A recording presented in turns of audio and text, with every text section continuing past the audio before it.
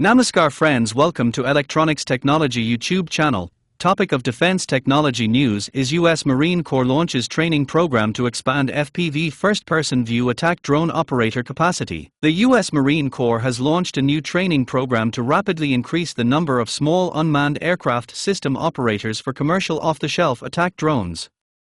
Announced in Maradman 6/24/25, the initiative addresses the need for standardized training as the service integrates new systems, including the Nero's Archer first-person view attack drone. The program builds on recent efforts to scale FPV first-person view attack drones across the Fleet Marine Force and aligns with plans to field tens of thousands, and later hundreds of thousands, of attack drones from March 2026 onwards.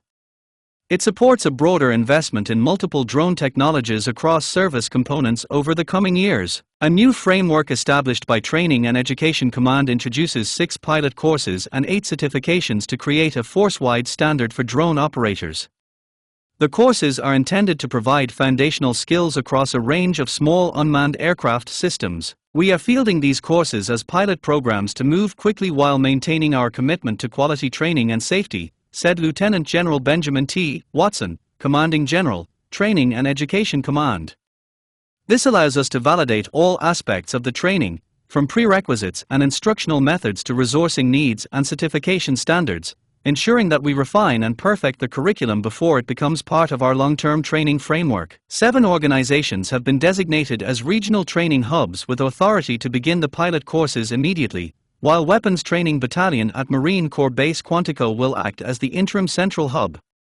It will be responsible for standardizing training, certification and safety, and for adapting instruction to emerging platforms, payloads and operational requirements. The effort has been informed by recent Marine Corps attack drone competitions and other certification events that have already qualified multiple operators, instructors and payload specialists.